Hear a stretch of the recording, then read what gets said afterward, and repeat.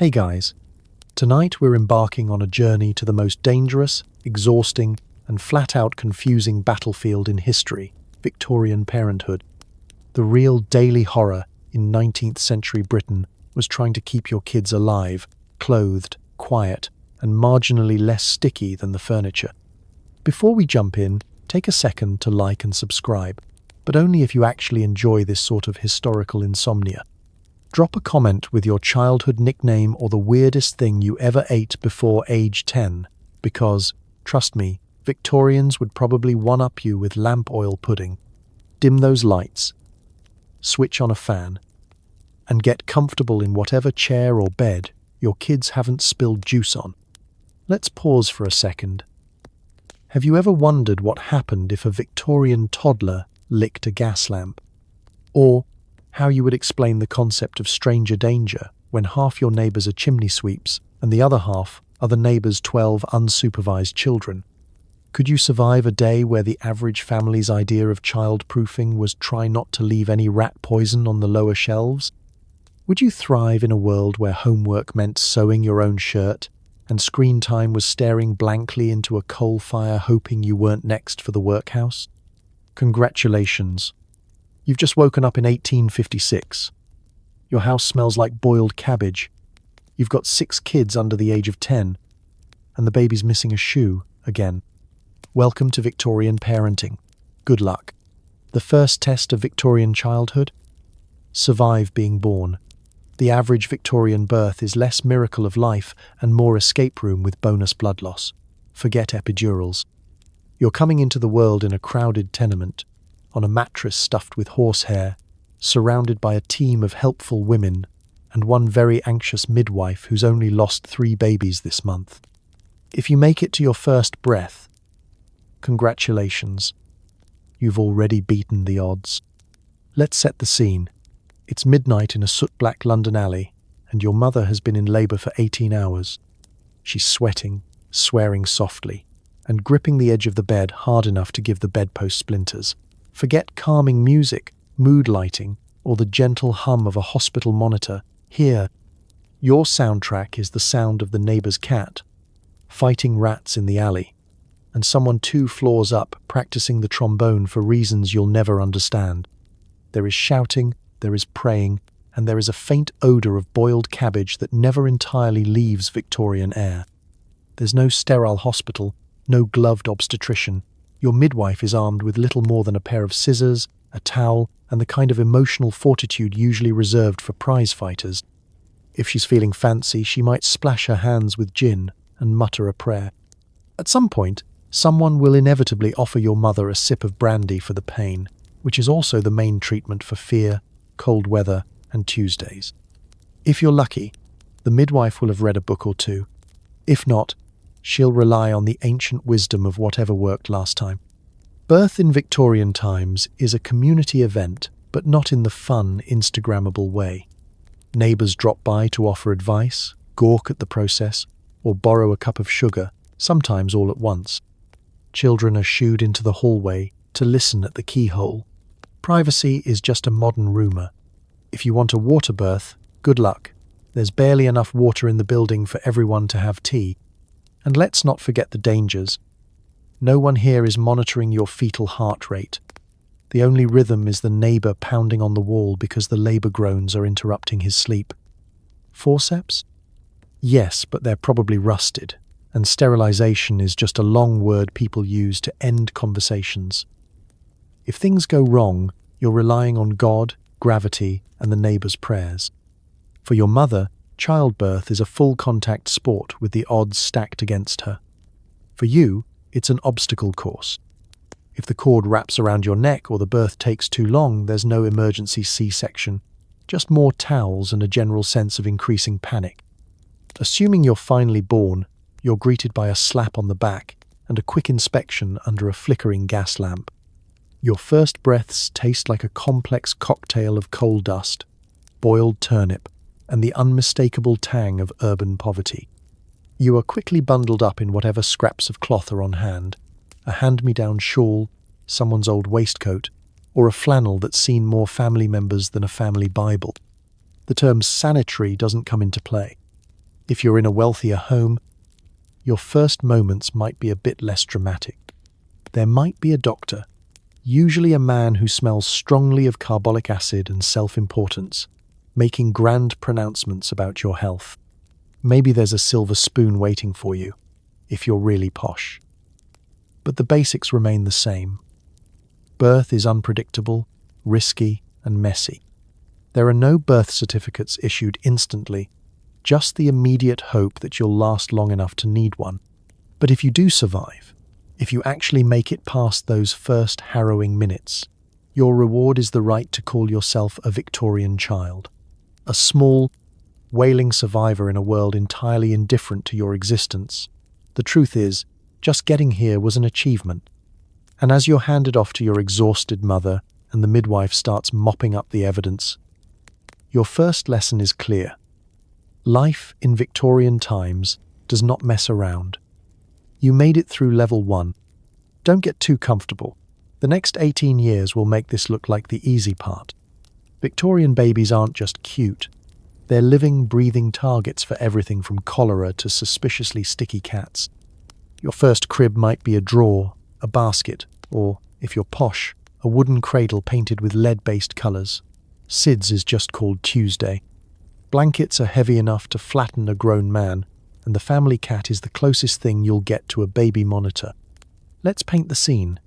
It's a foggy morning in a London tenement, and you, small, wriggling, mostly bald, are lying in what used to be the kitchen's bread drawer, a family heirloom, but only because no one can afford to throw out perfectly good furniture.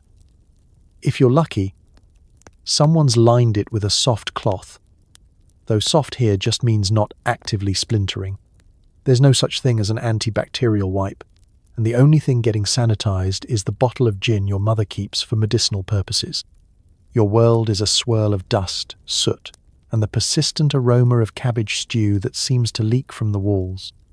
If you're one of the lucky few born into the middle or upper classes, you get the cradle treatment, a fine wooden affair painted in stylish, utterly toxic pigments. Lead-based paint is all the rage. Why not start your lifelong exposure to environmental hazards early? There might be delicate carvings on the headboard, which is excellent for teething and for acquiring splinters in the gums. Your mattress is stuffed with straw, horsehair, or, if your parents have really gone all out, actual feathers. This all sounds pretty cozy until you realize that these mattresses also serve as 5-star accommodations for the local flea population. Now, let's talk about blankets. Today's parents worry about SIDS, but in Victorian times, the risk was basically the standard operating procedure. Babies were swaddled in so many layers it's a miracle anyone made it out of infancy with enough limb movement to crawl. The prevailing theory is more is more. Why use a light cotton blanket when you could double down with a scratchy woolen monstrosity and a heavy quilt that could moonlight as a rug? Weighted blankets, not a wellness trend, just a way to see if your child is strong enough to wriggle free and survive until breakfast. Baby monitors? Don't make the Victorians laugh.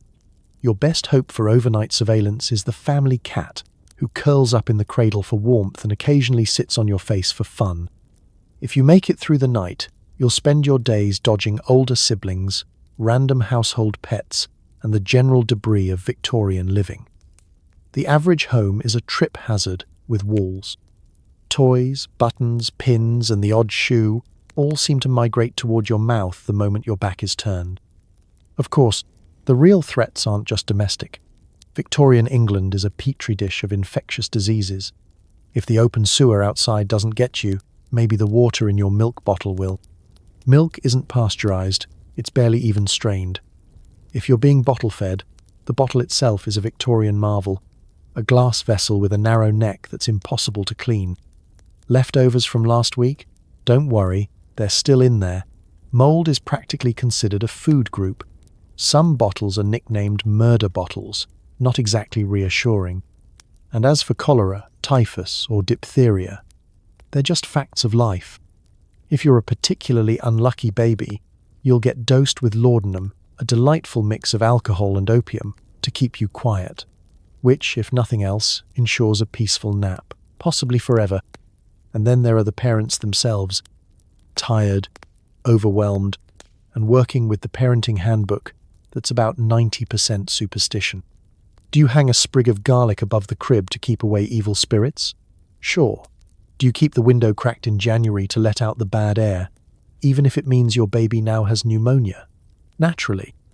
And if your little one so much as sneezes, the local wise woman will be consulted, resulting in a poultice made from questionable herbs and the enthusiastic application of goose fat.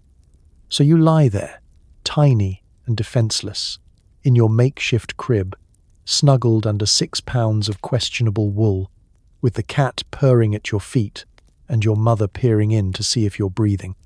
Every breath is a minor miracle. If you make it to your first birthday, congratulations. You're not just a survivor, you're a legend. You're hungry, you're wailing, and there's a 50-50 chance you'll be offered something other than milk. Victorian feeding options range from mother's breast, ideal but not always possible, to pap, a delightful paste of bread, water, and sometimes beer, or even laudanum syrup if mom needs you to nap for 12 hours straight. Please enjoy your first dose of opiates before your first birthday. Let's start with the gold standard, mother's milk. If your mother is alive, healthy, and not needed at the factory or laundry, you just might get exclusive access to this Victorian superfood. Breastfeeding is encouraged, but practicalities often intervene. If mom is working long hours or has another small mouth to feed every 9 months, you might find yourself competing with siblings, cousins, and the neighbor's baby whose mother has unfortunately popped off. Wet nursing is an option for the well-off, but for the average family, it's whatever you can get. Sometimes older sisters step in as unofficial feeding assistants, which is exactly as weird as it sounds. But let's be honest, even when mother's milk is available, the backup plan, pap, is always lurking nearby. Pap is a gloopy beige concoction consisting mostly of stale bread, soaked in water, boiled milk, on a good day, and the occasional splash of beer for fortification. Why beer? Because in Victorian England, water is a gamble. Beer has the advantage of being boiled, filtered, and, let's face it, containing just enough alcohol to make everyone a little more relaxed about hygiene. The alcohol content is low, this isn't baby's first keg stand, but it's enough that infants are basically half pickled before their teeth come in. Nobody's worried about the long-term effects. Everyone's just grateful if the baby stops crying and doesn't immediately contract dysentery. On the more alarming side of the Victorian breakfast menu is laudanum. What do you do when the baby won't sleep, won't stop crying, and everyone in the house has to be up at dawn for a 14-hour shift? You reach for the patent medicine. Laudanum, a potent tincture of opium and alcohol, is marketed as a soothing syrup and liberally applied to infants' gums, bottles, and, when all else fails, a conveniently placed spoon. There are no warning labels, no child-proof caps, just a collective societal shrug and the promise that they'll sleep well tonight. If you survive infancy without acquiring a laudanum habit, congratulations, you are officially ahead of your time. Of course, feeding isn't just about what goes in the baby's mouth, it's also about the vessel. Bottles, if you're lucky enough to have one, are glass monstrosities with tubes that are impossible to clean. They look like something from a mad scientist's lab, and after a week or two, they probably smell like it too. Murder bottles, as they're sometimes called, are notorious for harbouring bacteria, mould, and the general residue of last month's porridge.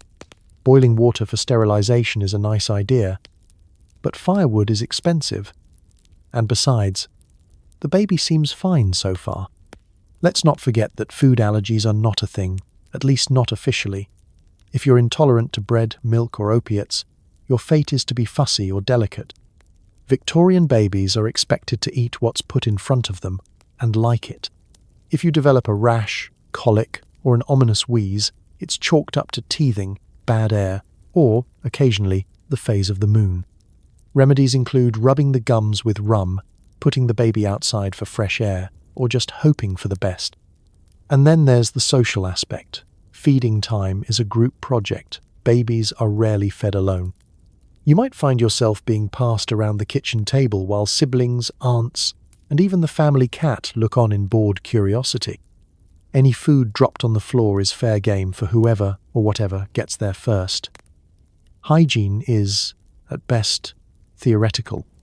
So, as you gulp down your daily ration of bread mush, lukewarm beer, or a spoonful of laudanum, know this: you are surviving the ultimate Victorian breakfast buffet. If you make it through with all your faculties intact, you are already exceeding expectations. Welcome to mealtime. Ever wondered how to keep a baby safe before bouncy chairs and baby gates? Victorians solved it with swaddling. Tight, restrictive, borderline mummification. If you can wiggle your toes by 6 months old, you're an athlete. For the unrulier set, a leading string is attached. Congratulations, you're a balloon animal with less dignity. Let's start with the classic move, swaddling. Picture yourself as a newborn Victorian blinking into the coal-lit gloom. Within minutes, you're bundled up like an artisanal burrito, only less delicious and more likely to develop rickets. Swaddling is serious business. We're not talking soft muslin wraps or cute baby blankets here. This is industrial-grade cloth wound with such enthusiasm that you might lose circulation in both feet and any dreams of personal freedom. The idea is to keep you warm, still, and blissfully unaware of the chaotic dangers lurking just outside your woolen cocoon. Falling chamber pots, roaming rats, and older siblings with questionable motives. It's not all about comfort, though, far from it. The goal is to prevent you from rolling off the bed, wriggling into the fireplace, or, heaven forbid, moving so much that you actually disturb your mother while she's boiling laundry. Swaddled babies are quiet babies, at least in theory. If you're lucky, you might get the occasional arm free for a bit of flailing, but that's usually remedied with an extra wrap and a look that says, "Not on my watch, young man, cry all you want." The blanket absorbs sound and rebellion equally. For the slightly older, more mobile child, Victorians introduce leading strings, essentially proto-harnesses. These are long, sturdy ribbons attached to your clothes, designed to keep you within arm's reach of your parent or a distracted sibling. Some are practical, sewn into your tiny dress or jacket. Others are more creative, looped around your waist with all the subtlety of a leash at the dog park. Walking practice means being gently yanked away from open fires, sharp corners, and puddles of mysterious Victorian ooze. Escape is impossible, dignity optional. Imagine toddling through a smoky parlour with 2 feet of string attached to your pinafore and a harried older brother holding the other end. Want to explore that fascinating chamber pot? Too bad. Try to chase the cat? Denied. The leading string is your first lesson in social boundaries and the invisible leash of adulthood. Victorian parents were firm believers in the better safe than sorry, or at least not sued school of childcare, long before lawyers were a thing. Let's not forget the safety chair, another gem from the Victorian containment arsenal. This is less a chair and more a wooden box with leg holes and a strap. Plop the baby inside, hand them a dry crust of bread to gnaw on, and go about your day. Occasionally, you might be placed near an open window for that famous fresh air, also known as London smog, or right next to the fire for warmth, just far enough to avoid the flames, but close enough to toast your toes. Seatbelts aren't invented yet, so if you tip over, you're on your own. Survival is part of the training. Of course, all these tactics are backed by a powerful blend of superstition and homegrown wisdom. Some parents wrap a red ribbon around your wrist to ward off evil spirits or pin a tiny bag of salt to your undershirt. If you manage to squirm free, it's seen as an omen that you'll be particularly stubborn, or possibly a future escapologist. All this means that Victorian babies grow up tough, resilient, and ever so slightly shaped like a loaf of bread. If you make it to toddlerhood with the ability to move all your limbs, you've graduated from the school of soft restraint with honours. And if you can eventually run fast enough to outrun the leading string, well, congratulations, you're ready to take on the world, or at least the parlour. Congratulations, you're 3, and your parents have dressed you in a sailor suit, 8 layers of wool, and a hat the size of a satellite dish. Buttons go all the way up your spine, and there's at least one ribbon that serves no purpose. Mobility? Optional. Comfort? Not even on the table. Hope you like scratching. Let's start at the beginning. Victorian fashion for children isn't about comfort, practicality, or personal style. It's about transforming you from a small, noisy child into a walking, occasionally shrieking social statement. You are, in every sense, your parents' favorite accessory, a tiny, overdressed billboard advertising that the family knows which fork to use for soup. The miniature adult look is in, and you are very much out of breath. Under all those layers, dressing each day is less a gentle morning ritual and more a military operation. First comes the linen chemise, a sort of undershirt designed to protect your delicate skin from the horrors that are about to befall it. Then, a petticoat, which is exactly as pointless and itchy as it sounds. For girls, add bloomers and another slip, and for boys, perhaps a vest, because what toddler doesn't want to feel the mature stress of looking business casual? Next come the woolen stockings, and not the soft, hand-knitted kind your grandmother might have made. These are the sort that could double as sandpaper in a pinch. On top of all this, you get the main outfit, usually made of wool, starched cotton, or, if your parents are feeling fancy, a little bit of velvet.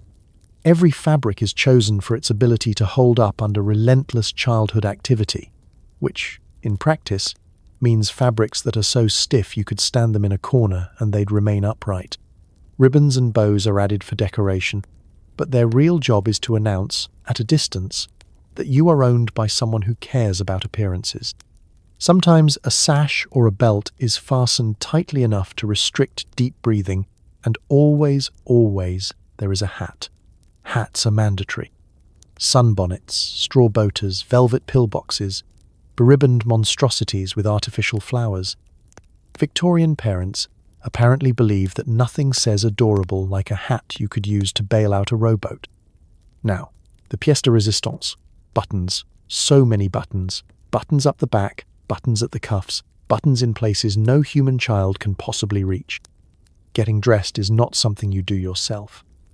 It requires adult supervision, nimble fingers, and at least one person standing by with a stern look and a hairbrush.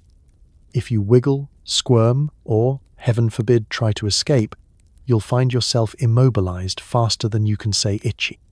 Once fully dressed, you waddle out into the world, feeling only marginally less mobile than a beached whale. Your arms can't bend, your legs move in short, awkward strides, and the act of sitting is an exercise in hope and careful engineering. Play is mostly theoretical. Climbing a fence? Out of the question. Running after your sibling? Not without shedding at least 3 ribbons and a shoe. Let's not forget that these outfits are rarely washed.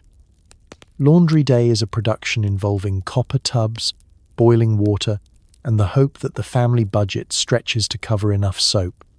Most days, stains are simply covered up with another layer, or, if you're very unlucky, vigorously scrubbed at your skin until both you and the garment are raw. And for all this discomfort, you get the added bonus of public commentary. Grown-ups admire your sweet little sailor suit, pinch your cheek, and remark on how you look just like a little lady or a fine young gentleman. Meanwhile, you daydream of the sweet freedom of a single, soft, untailored cotton shift. So you scratch, sweat, and stumble through another day, radiating style and silent protest. And if you're wondering why Victorian children never smile in their portraits, remember, it's hard to look happy when your entire body is being held together by buttons and defiance. What do Victorian children play with? Anything sharp, heavy, or liable to give you splinters. Tin soldiers, dolls stuffed with sawdust, hoops, and, if your parents are feeling generous, a hobby horse with real horsehair and a haunted look in its glass eyes. Swings are tied to actual trees, marbles are made of glass, and everyone's favourite, the yo-yo of tetanus. Welcome to the Victorian playroom, also known as where common sense goes to die. Forget bright, bouncy plastic. Here, The toy box is a Pandora's chest of dangerous amusements. If you're a little boy, you might be gifted a set of tin soldiers, heavy enough to dent a sibling, sharp enough to dent yourself. These brave little men, often hand-painted with lead-based paints, will cheerfully chip their way into your bloodstream every time you decide to have a good chew on Private Jenkins' musket. And then there are the dolls. Victorian dolls are not the friendly, smiley kind. They're either soft, limp things stuffed with whatever fell out of the family mattress. Sawdust, horsehair, old rags, or they're made of porcelain, which is basically glass that shatters dramatically the moment you drop it on the flagstone kitchen floor. The faces are painted in an expressionless stare, as if they too are plotting their escape. Sometimes, if you're truly unlucky, your doll has real human hair purchased from a mysterious man who almost certainly deals in nightmares. For outdoor play, the classic is the hoop and stick. That's right, it's literally a stick and a hoop. Your job is to roll the hoop down the street and keep it upright, which sounds easy until you realize the street is full of horse dung, stray dogs, and angry adults who do not appreciate being hit in the ankles by rolling iron hoops. Marbles, meanwhile, are made of real glass. Lose a game and you might lose a tooth, an eye, or a sizable chunk of dignity. If you want to swing, you grab a length of rope and tie it to the sturdiest tree you can find, usually after a brief negotiation with the local crows. Swings in Victorian times are never pre-approved for safety.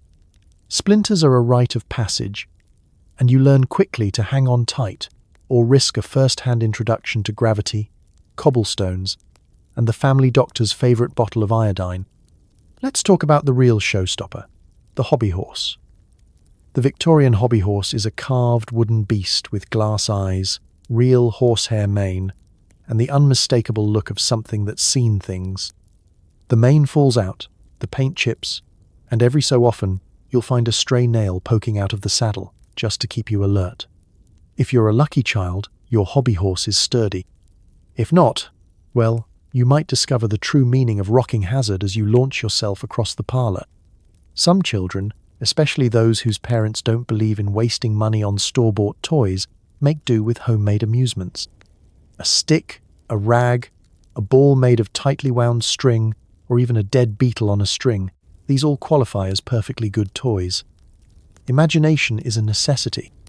Today it's a sword, tomorrow it's a fishing rod, and the day after that, it's a means of poking your brother just out of arm's reach of parental justice. And finally, there's the yo-yo of tetanus, a simple metal disc attached to a string, guaranteed to chip, snap, and possibly take an eye out before tea. Why settle for plastic when you can have the authentic thrill of minor surgery? Through it all, Victorian play is equal parts delight and Darwinian survival challenge. You run, you trip, you fall, you learn. If you're lucky, you escape with a few splinters, a bloody knee, and a lifetime aversion to dolls that blink. Fun is always just a scrape away, and if you live to tell the tale, you get to pass your toys and tetanus down to the next unsuspecting child.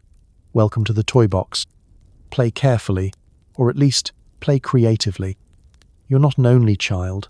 Nobody is. You share a bed, a blanket, a comb, and, occasionally, a bath. Sibling rivalry is less about toys and more about survival. Who gets the big potato, who gets the good shoes, and who's to blame for the broken window? There are 6 of you under 10. Good luck remembering your own name. Let's start at the beginning. The Victorian household is the original open-plan living. Bedrooms? Try the family room, which is not a cosy den but rather a single, slightly warped mattress, stuffed with straw, and every child stacked on it like a lasagna of itchy pajamas. There's no such thing as personal space. If you want a blanket to yourself, you'd better be quick, or be willing to sleep with just the family cat for warmth, assuming the cat hasn't already taken the prime spot at your feet. Bath time is a family affair, in the least glamorous sense. The lucky oldest gets the first dip in the same tin tub, and the water only gets murkier as you move down the line. By the time the youngest gets in, it's more of a gravy rinse than a proper wash. You get clean through osmosis and a prayer. Sharing a comb means you also share every species of lice known to Victorian science, which is just called Tuesday in your house. When it comes to food, it's less about sibling bonding and more about tactical warfare. There's one potato on the table that's even remotely baked all the way through, and 5 sets of grubby hands reaching for it. Your mother, brandishing a wooden spoon like a general, referees the chaos. Stealing food is less a sin and more a test of your reflexes. If you manage to snatch the heel of bread, you're basically the family champion. And if you're caught, well, there's always next meal, or whatever you can squirrel away under the bed. Toys? Forget it. If a toy enters the house, it's immediately the property of everyone, which means it will be broken, lost, or repurposed as a weapon within the hour. The best toy is something you invented, maybe a stick that once belonged to a hoop, or a button that rolls just the right way across the floor. You and your siblings become experts in passive-aggressive negotiation. You can have the nice marble if you give me your shoe for a day. It's less sibling rivalry, more barter economy. Blame is a major currency. The window is broken. Who did it? All eyes turn to the baby, who's barely able to sit up, but, in a court of sibling law, is considered the most expendable. You learn quickly how to point fingers without making enemies. If you're the oldest, you're held responsible for everything from missing socks to minor fires. If you're the youngest, you're everyone's scapegoat but also everyone's pet. Middle children just try to go unnoticed and hope to survive to adulthood with both shoes still on. Of course, it's not all competition and chaos. Siblings are also your first line of defense. If the neighbor's dog gets loose, you band together and run for the nearest fence. If chores need doing, you learn to work as a team, mainly to make the job go faster so you can get back to plotting against each other. When sickness sweeps through the house, everyone gets it, but everyone also looks out for the truly miserable. You steal each other's bread, but you'll also share the last crust if someone's really down and out. Most days, it's survival of the loudest, but when push comes to shove, you'll defend your siblings from outsiders, even if you're the one who gave them a black eye in the first place. So, you stumble through Victorian childhood in a scrum of elbows, itchy sheets, and occasionally loving headlocks. You don't get to pick your family, but you do learn to navigate life's toughest challenges with a ready-made pack of frenemies. If you make it out with your sense of humour, and at least half your belongings, you're doing better than most. And that's sibling love, the Victorian way. Victorian dads are a rare breed, present but mysterious. He might show up for dinner, then disappear into a cloud of tobacco smoke and silence. Affection is doled out like a government loan, rarely and with much suspicion. He might work all day, or he might be taking the waters for his nerves. Either way, ask your mother. Let's set the mood. It's twilight in the parlour, and the air is thick with the rich aroma of pipe tobacco, which doubles as both cologne and mosquito repellent. Your father enters, nods in the general direction of the children, and lowers himself into his favourite chair, a throne of battered upholstery that's as close as any man will ever come to royal status in this household. If he's in a good mood, you might get a stiff pat on the head, which is the Victorian equivalent of a warm hug and an I love you. If he's not in a good mood, best not to make eye contact. Just quietly fade into the wallpaper and hope he mistakes you for a fern. The role of a Victorian father is shrouded in mystery, much like his schedule. Some days he's out before dawn, heading to the office, the shop, or wherever it is that Victorian fathers go. No one is really sure. He returns at unpredictable intervals, bringing home an odd assortment of coins, mysterious papers, and the faint scent of gin. Sometimes he disappears for days on end, away on business, or perhaps just hiding from his own children in the nearest reading room. If your family's well off, your father might be a professional man, lawyer, doctor, or perhaps an aspiring poet who insists on reading his latest work at the dinner table while the children stare at their potatoes in terror. If you're working class, Dad's reality is far less romantic. He toils in a factory, digs canals, or spends his day hauling coal, coming home with hands so grimy it takes half a loaf of bread just to scrub them clean. Either way, his authority is absolute and his word is law, except when it comes to actual parenting, in which case, ask your mother. You'll notice that Victorian fathers are big on providing, not so big on parenting. He might ensure there's food on the table and boots on your feet, but don't expect him to know your birthday, your best friend's name, or which sibling currently has scarlet fever. Discipline, when needed, is delivered swiftly and with the emotional distance of a stern telegram. If you've really stepped out of line, you might get the infamous fatherly talk, which is less a talk and more a series of meaningful looks, long silences, and one sentence about honor that you will never, ever understand. Victorian dads believe in toughening up their kids. Complaints about chores, weather, or mysterious rashes are met with a snort and a reminder that when I was your age, we walked 15 miles to school, uphill, both ways, and usually while mining for coal. Any sign of weakness is addressed with a brisk nonsense and possibly a suggestion to rub some whiskey on it, no matter what it happens to be. Emotional support comes in the form of job advice. Find respectable work and never play cards with a man named Percy. Hobbies include staring out the window, reading the newspaper, and, if particularly modern, shouting at the children to stop making so much noise while he's listening to the cricket scores. Occasionally, in a fit of rare enthusiasm, your father might take you on an outing. This usually means a walk to the park, where he will stand in stoic silence while you run in circles and try not to fall into the ornamental pond. You cherish these moments, not for the conversation, but for the sheer novelty of seeing your father in direct sunlight. So, you grow up with a healthy respect, or is it fear, of the household patriarch. He is the silent judge of your academic failures, the stoic cheerleader for your small victories, and the master of the family's mysterious finances. When you're older, you might come to appreciate his steady presence, his dry wit, or the way he can repair almost anything with a piece of string and a well-placed sigh.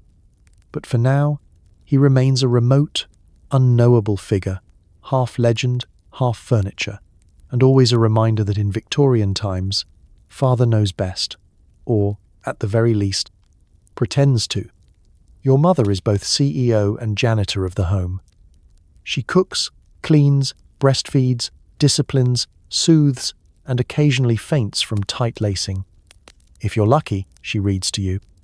If not, she's busy boiling nappies and making soup from bones and hope, her hobby, worrying.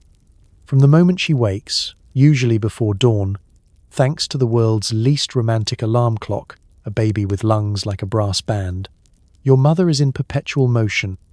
Her uniform is a dress with more buttons than a haberdashery, a starched apron, and of course, the legendary corset, a garment designed by someone who apparently hated both comfort and internal organs.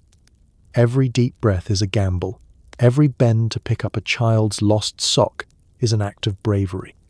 The Victorian Mother's Day is a never-ending relay race with no finish line and very few medals. The day begins with breakfast preparations, often for a small army. Oatmeal for the children, tea for the grown-ups, bread for everyone. If you're lucky, there's a scrap of bacon. If not, you make do with dripping, which is just a polite term for whatever fat you can scrape out of yesterday's pan.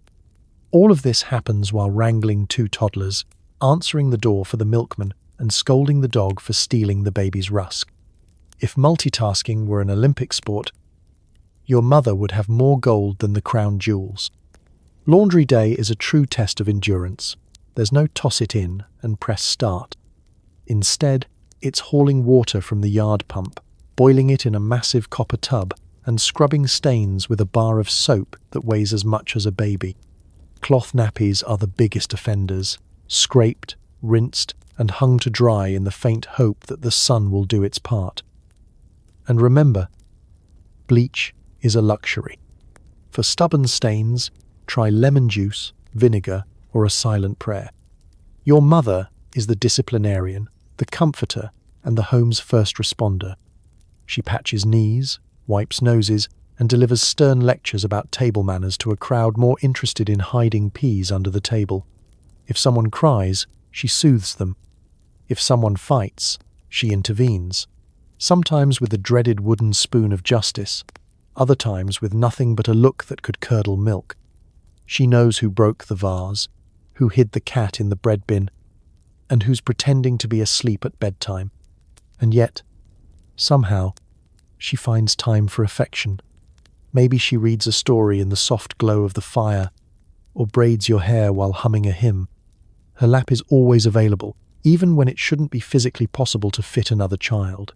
Her kisses smell like flour and soap. When she laughs, rare but unforgettable, the whole room feels lighter. But worry is her ever-present companion. She frets about your health, your shoes, your future, and whether the roast will last until Sunday. She worries about her husband's cough, the neighbour's gossip, and the rising price of coal. She hides her exhaustion behind a pressed handkerchief and a brisk smile. If she faints, it's only because the combination of corset, hot stove, and 3 simultaneous crises finally bested her. Even then, she's up again, within minutes, smoothing her skirts and ordering everyone out of the kitchen. Your mother dreams of a moment's peace, a cup of tea alone, a nap in the afternoon sun, maybe a novel that isn't a recipe book. But she knows these are luxuries reserved for someone with fewer children or more help. So she soldiers on, equal parts iron and kindness, the backbone of the household. And while her name may not be in the history books, in your family's story, she is the hero, the nurse, the chef, the referee, and the heart. Victorian childhood might be brutal, but thanks to her, you survive with your hair mostly braided, your knees mostly patched, and at least a chance at a happy ending. Bedtime in the Victorian era isn't soothing lullabies and star projectors. It's a dark, chilly room with thick curtains, a rocking chair that creaks ominously, and stories that usually end with someone being eaten by wolves. You fall asleep to the comforting sounds of rats in the walls and your older brother snoring like a dying accordion. The nighttime routine starts early, not because anyone's eager for sleep, but because preparing for bed is a production worthy of the West End. The sun sets, the fire in the grate burns low, and you're shepherded upstairs if your house is fancy enough to have more than one floor, or shuffled into the corner of the main room behind a moth-eaten curtain. There's no nightlight, just the fading orange glow of embers and a single candle stub bravely fighting the darkness.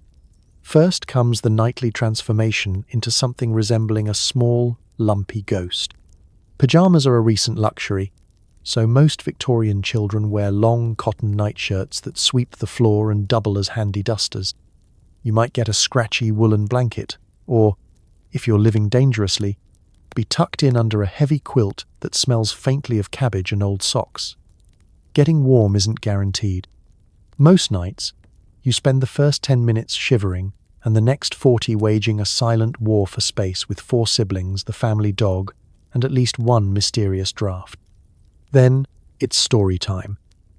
You might expect gentle tales of bunnies and moonbeams, but Victorian bedtime stories are in a league of their own.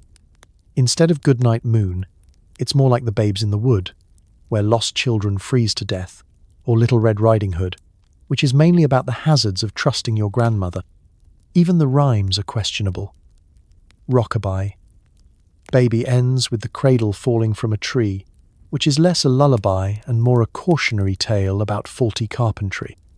If you're lucky, your mother or older sister will read you something comforting, a chapter from Dickens, perhaps, or a moral fable where at least half the characters survive to the end. More often, bedtime stories double as public service announcements. Beware of the chimney sweep, mind the well, never talk to peddlers, and for the love of Queen Victoria, don't play near the river. Nighttime is when the world's dangers gather, and nothing tucks you in quite like a reminder of all the things that can go wrong before breakfast. The sounds of the night are a symphony of sleep deterrents. Every Victorian child knows the unique melody of the house. The groan of settling timbers, the scrabble of mice under the floorboards, and the persistent drip of the leaky roof. If you're in the city, You might hear the clatter of carriage wheels on cobblestones and the distant, drunken singing from the pub down the lane. If you're in the country, it's the hoot of an owl and the occasional unidentifiable shriek from the henhouse. Whatever the soundtrack, it is never white noise. It's more mild panic in E minor. The darkness itself is a living presence. Shadows stretch and twist across the walls, transforming the laundry pile into a lurking spectre.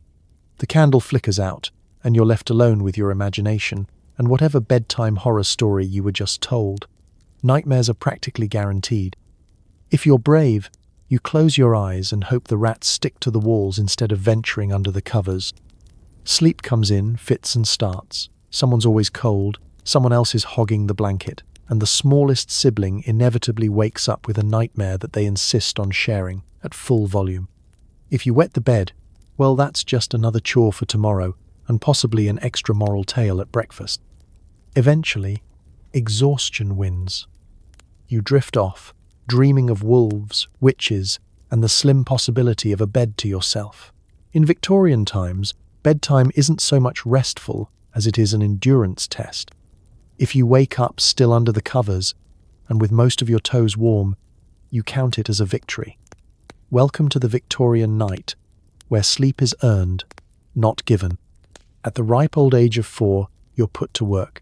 Sweep the hearth, polish the boots, fetch water, mind the baby, and if you're unlucky, help with the laundry. Chores are the Victorian version of after-school enrichment, except you never actually finish. Let's be clear, Victorian childhood is not a spectator sport. There are no participation trophies, and your only prize for a job well done is the chance to do it all again tomorrow. There's simply too much to be done for anyone to sit around idly, least of all the smallest family members. Children are expected to be tiny, industrious helpers, a sort of pint-sized labour force that gets paid exclusively in stern looks and, if you're lucky, an extra slice of bread. Your daily to-do list reads less like chores and more like training montage for a survival movie. First up, sweep the hearth. The hearth is the soul of the Victorian home, and also, apparently, a magnet for every speck of soot, ash, and unidentified debris within a 3-mile radius. Wielding a broom that's half your height, you must wrestle the ashes into submission before breakfast. The older you get, the less supervision you have, and the more the adults assume you know the difference between a live ember and a dust bunny. Make a mistake, and the smell of scorched hair will haunt your dreams. Next, it's time to polish the boots. Every day, dozens of shoes must be lined up, brushed, and shined with a mysterious mixture of spit, elbow grease, and whatever blacking is left in the tin.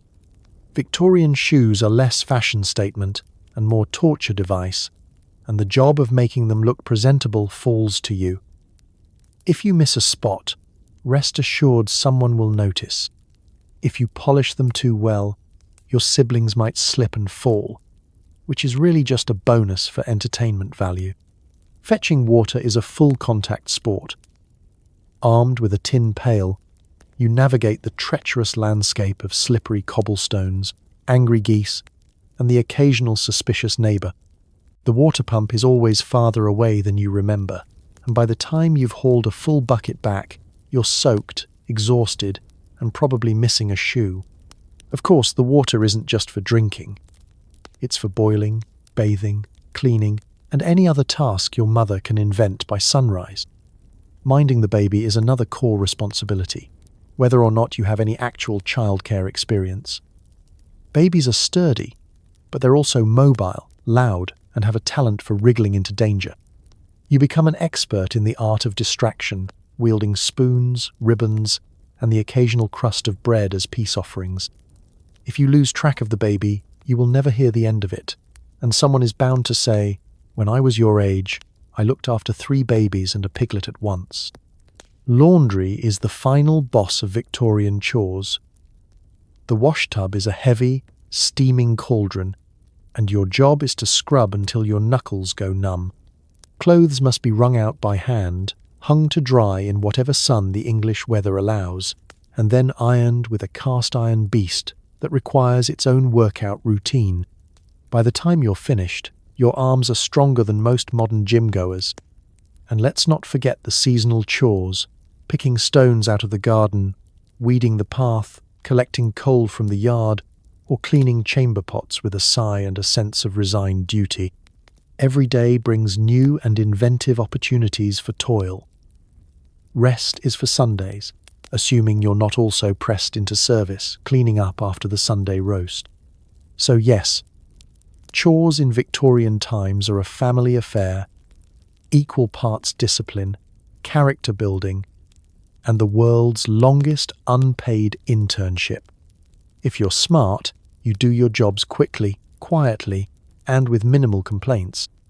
If you do it right, maybe you'll get a smile from your mother, a rare pat on the back from your father, and the satisfaction of knowing you've survived another day in history's least relaxing household. You're sent out to play in the street, which is a generous term for the open sewer outside your house. Games include hoop and stick, hopscotch, and find the dead thing before the dog does.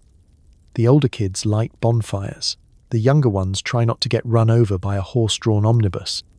Outdoor playtime in Victorian England is less about fun in the sun and more about learning how to dodge danger with style. There are no carefully fenced playgrounds, no soft foam mats, and definitely no safety inspectors walking around with clipboards. The world itself is your playground, a world full of mud, manure, loose cobblestones, and an absolutely staggering number of stray dogs. There's excitement in every puddle, most of it highly contagious. Parental supervision is minimal, which is just a polite way of saying, if you come home in one piece, we'll call it a win. You and your siblings are unleashed upon the street after chores and homework, free to invent your own rules. The most important rule is simple: don't die. Second most important, try not to ruin your only pair of boots because the family can't afford another. Your games are a combination of athleticism, resourcefulness, and a basic disregard for personal safety. Hoop and stick is the gold standard. The goal? Keep a metal or wooden hoop rolling with a stick for as long as possible, through mud, over cobbles, and, if you're daring, between the legs of unsuspecting adults. The competition gets fierce, and if you're knocked over, you're expected to bounce back up with a smile, or at least without tears. Hopscotch is another favourite. Forget brightly painted squares and cheerful encouragement. Your grid is drawn with a piece of coal on cracked pavement, and the playing pieces are whatever you can scrounge up: a button, a stone, or a shard of glass. Every jump is a leap of faith, both literally and figuratively, as you do your best not to trip into a pile of horse droppings or the remains of last night's fish supper. Then there's the ever-popular game of find the dead thing before the dog does. Victorian streets are teeming with surprises: dead rats, mysterious bones, occasionally a lost shoe or something far more alarming. If you find it first, you win the right to poke it with a stick and maybe show it off to the other kids, who will try to top you with their own disgusting discoveries. Bonfire building is where the older kids shine. Any scrap of wood, paper, or coal is fair game. Someone always knows a place to light a fire, preferably somewhere just far enough from the house to avoid adult interference but close enough to run for help if things get out of hand. Burning your fingers is a rite of passage. If you return home smelling of smoke and singed hair, you've had a good day. For the youngest, survival means staying out of the way of horse-drawn vehicles. Omnibuses, carts, and the occasional runaway goat provide constant excitement. The adults driving these contraptions have the patience of a saint and the reaction time of a startled turtle. Yelling "mind the wheels" is less a warning and more a fact of life. If you come home without tire marks, you're considered exceptionally agile. Sometimes, you venture to the local park, a rare green patch where the grass is patchy and the benches are always occupied by mysterious old men. Here, you can play tag, climb trees, and see who can swing the highest without launching themselves into the next postal code. The game ends when someone gets a bloody nose, a torn sleeve, or a lecture from an angry park keeper with a mustache that means business. Victorian outdoor play is a daily adventure, equal parts chaos and camaraderie. You learn to run fast, jump high, and keep a sharp eye out for danger and fun. You come home muddy, tired, and with just enough stories to make your mother sigh and your siblings jealous. No one said childhood was safe, but it was certainly never boring.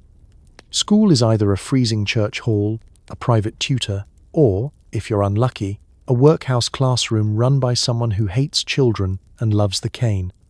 Lessons: reading, writing, and an hour of moral terror. Your chalk breaks, your inkwell leaks, and the blackboard has abandoned hope written somewhere underneath. Let's take a stroll down the narrow, drafty corridors of Victorian education. If you're among the lucky, or at least wealthier children, you might have a governess or private tutor, someone paid to turn you into a miniature scholar with perfect manners and passable Latin.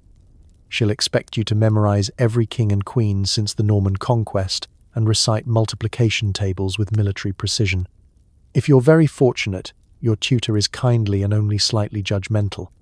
If not, well, you'll learn to love the sound of her sighing in disappointment. But for most Victorian children, school means joining a crowd of equally shivering kids in a church hall or classroom.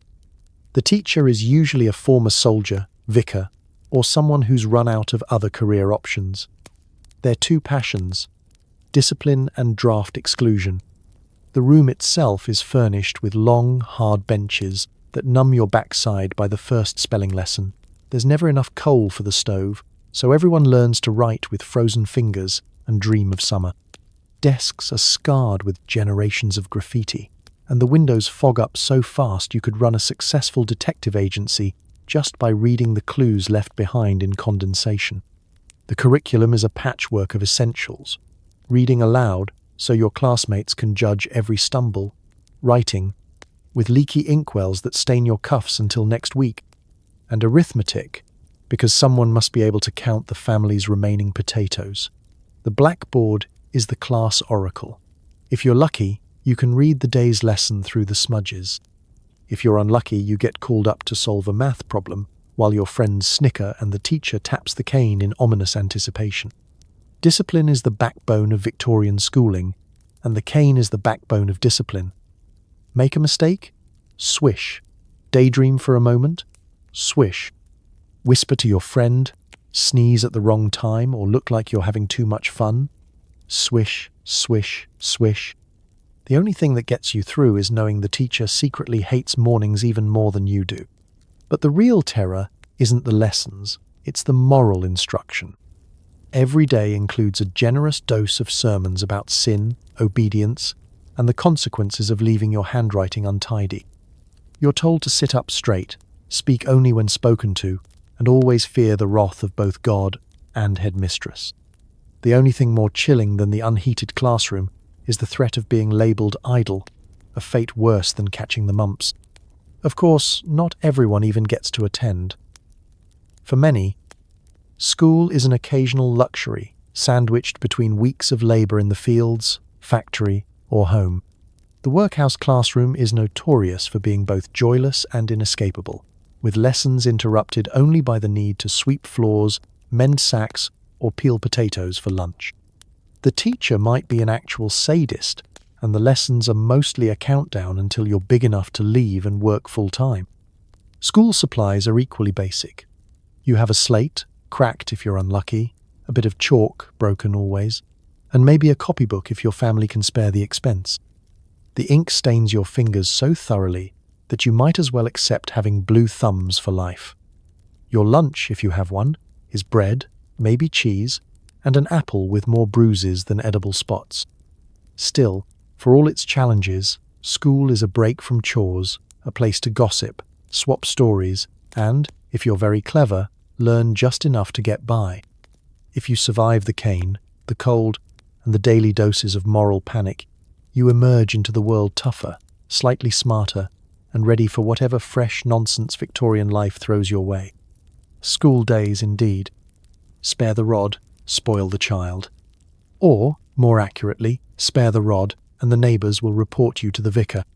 Discipline means canes, switches, dunce caps, and being sent to bed without dinner. If you get off with a stern look, You're either an only child or you've just broken something expensive. Victorian discipline is a full-contact sport. The gentle parenting trend hasn't yet reached your street, or frankly, even been invented.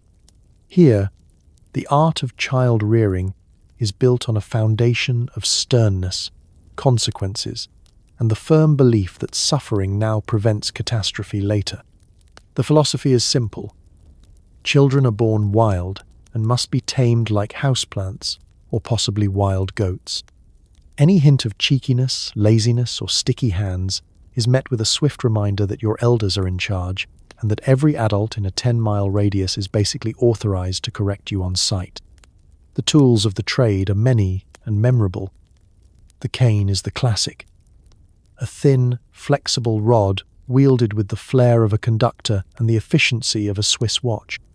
It makes regular appearances both at home and at school.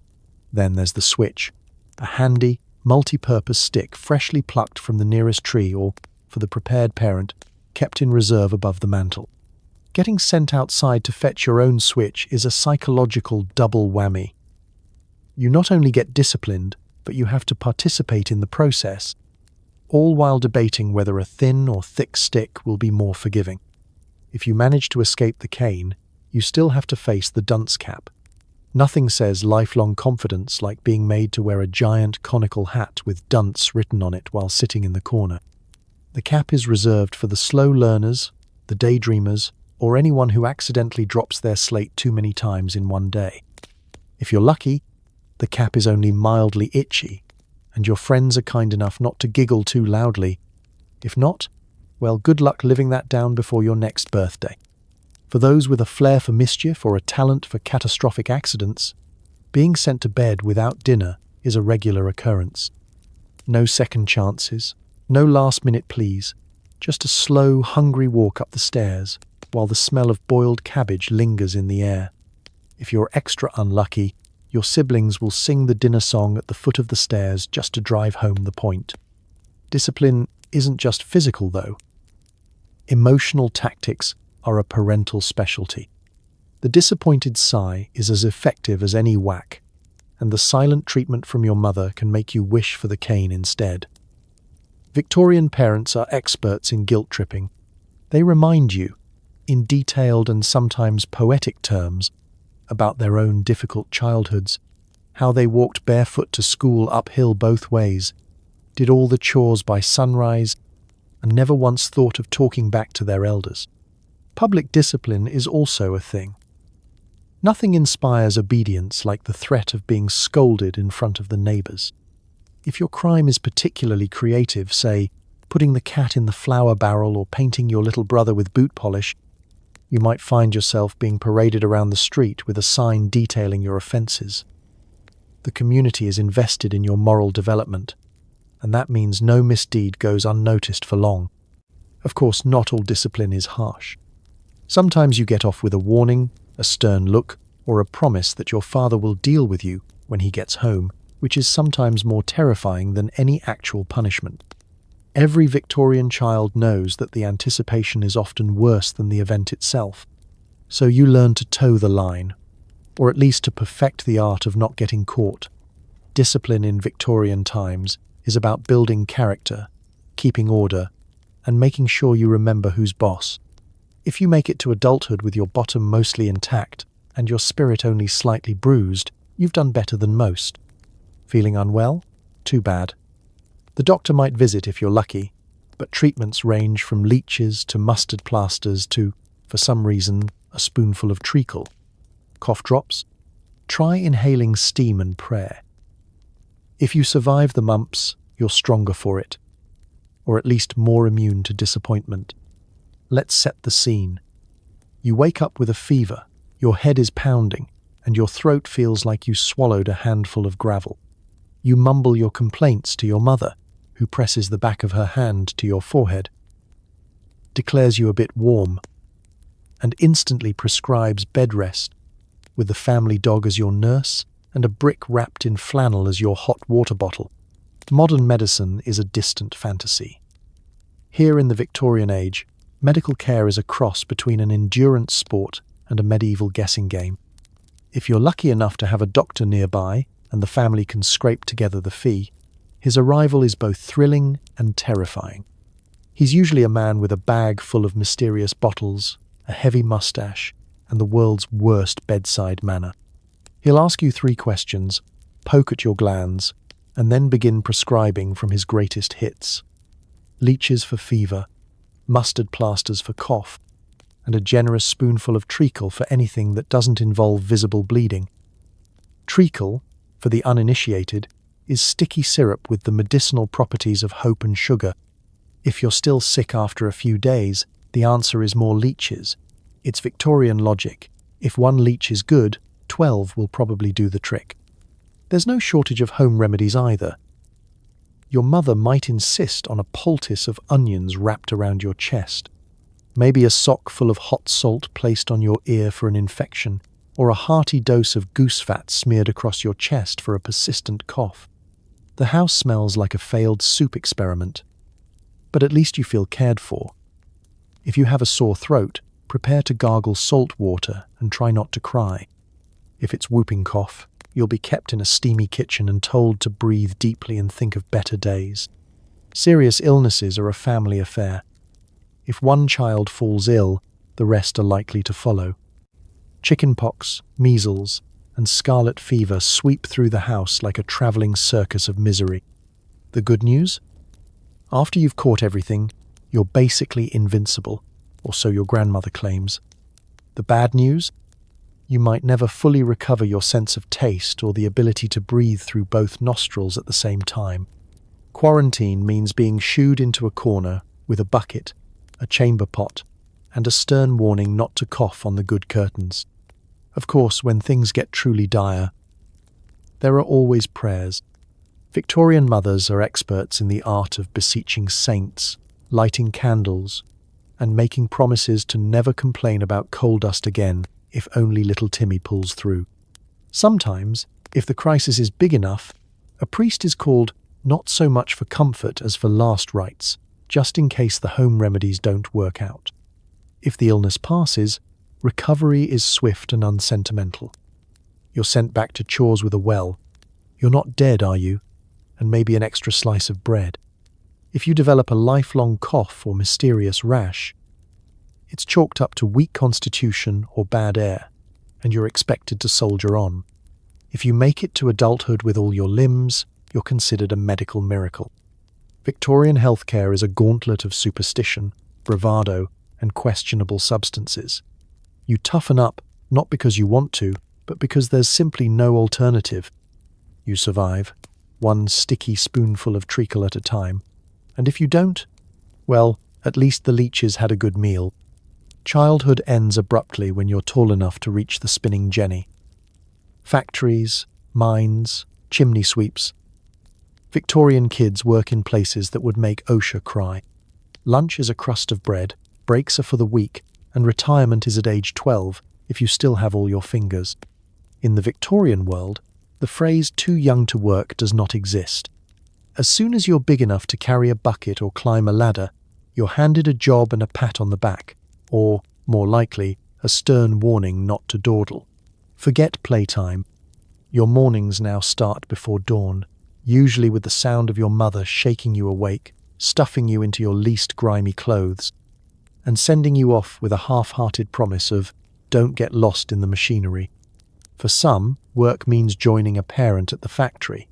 For others, it's an apprenticeship, service in a wealthy home, or the dubious honour of chimney sweeping. Let's start with the factories. The noise is deafening, the air is thick with cotton fluff or coal dust, and there are more moving parts than at a Victorian family reunion.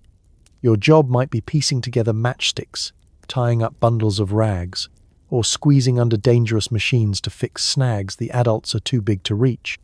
The foreman keeps a sharp eye and a quicker stick, and there are no sick days.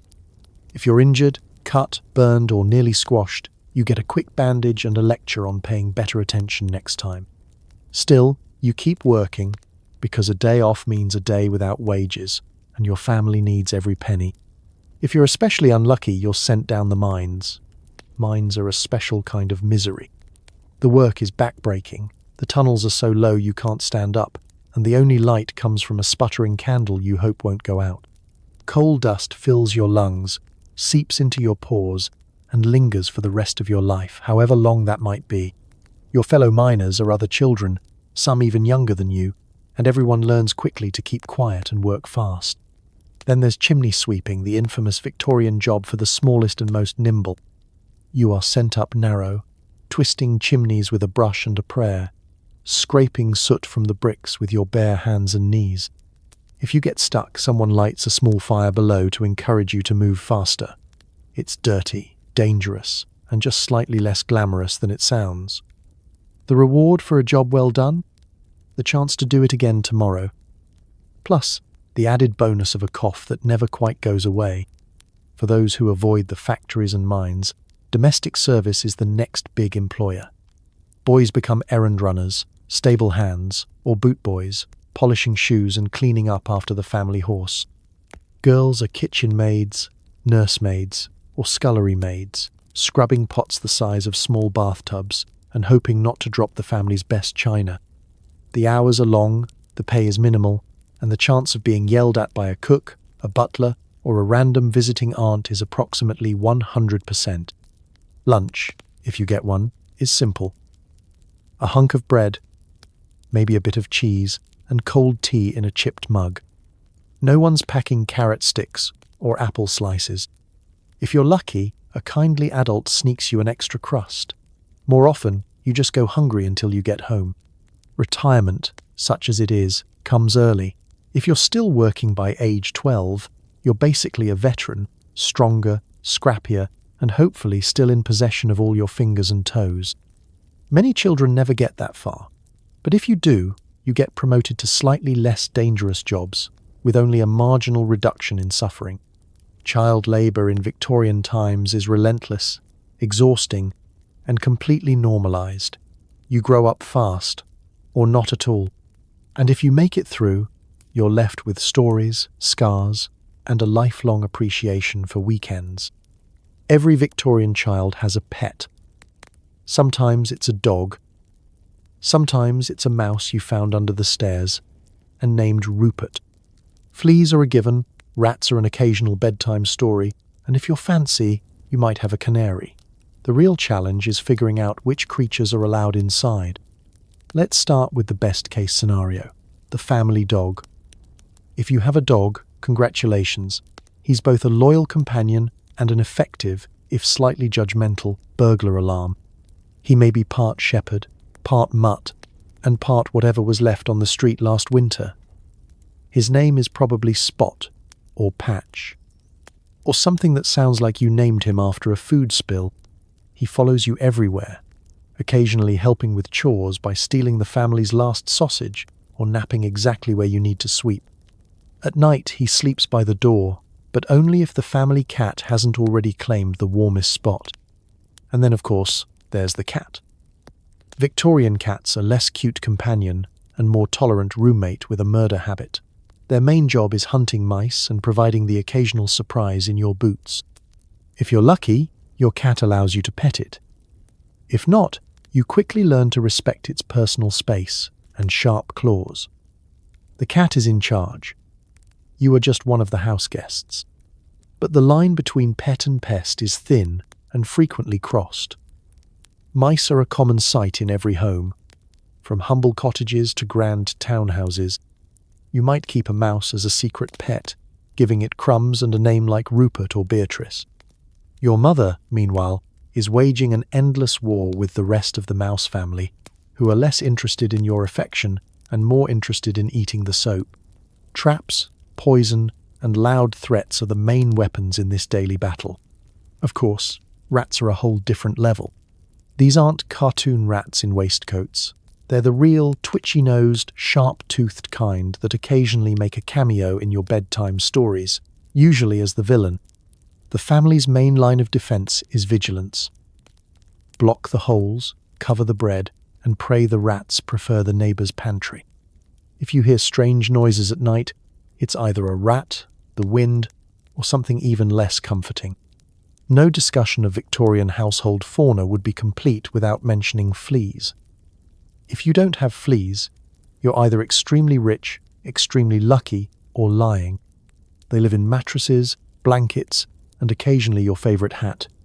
Scratching is a national pastime, and flea combs are as essential as hairbrushes. Your mother boils linens, sprinkles salt, and shakes out rugs with religious fervour, but the fleas always come back. They're part of the family in their own biting, itchy way.